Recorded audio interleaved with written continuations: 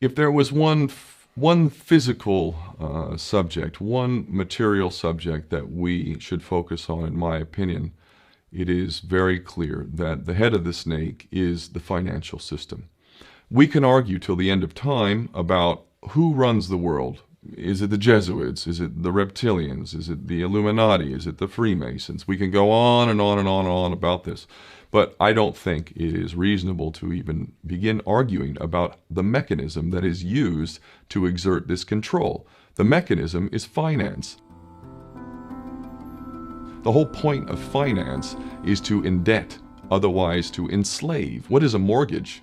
I mean, what does that stand for? It's a death grip.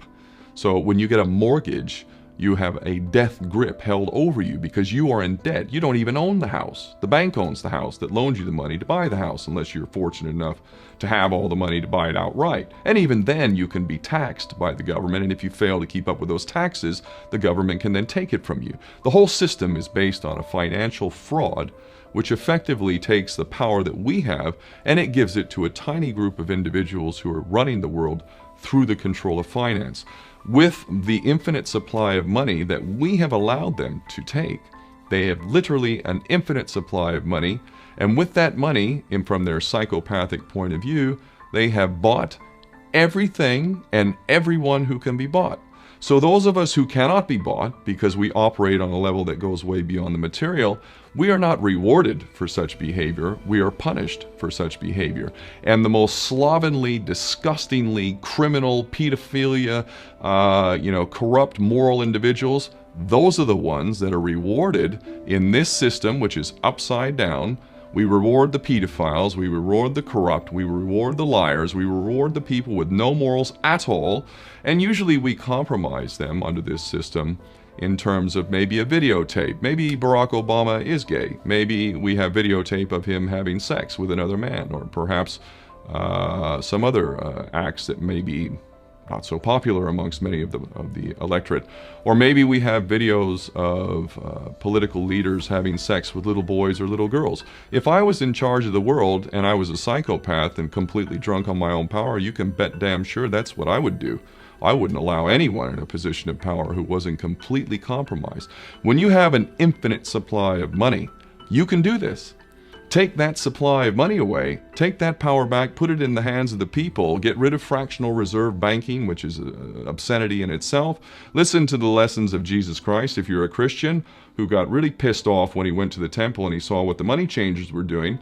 Let's take back control of the issuance of money, and not just on a national level. I'm happy to see in Denmark that you have your own currency, you don't have the euro, but on every country's level, they should be issuing their own currency in a transparent, non-usury based way in which it really, truly benefits the people. And in that way, we can literally free ourselves of the banking debt which is drowning us all, and we can stop scrambling for the crumbs from the table of these filthy rich psychopaths and live in a state of abundance just by changing this one thing. And I'm not just talking about abundance for Western nations who have an artificially inflated value with their currencies.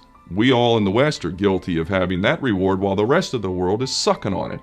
Every nation in the world can use a sensible financial policy to liberate themselves, to have world-class education, infrastructure, everything that a healthy society would require can be had in the worst, most corrupt African country in any part of the world. We can all have that if we simply change that one thing.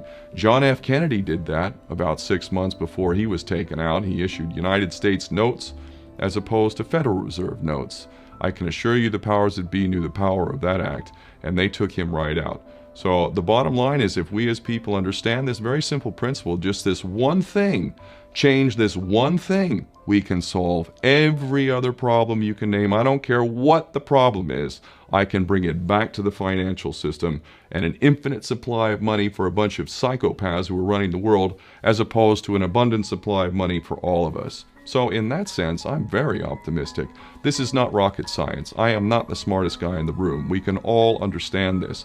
And as soon as we do, we can exercise the same power that we had, but relinquished, and we can have a future for ourselves and our children. There's a lot to be optimistic about, quite frankly.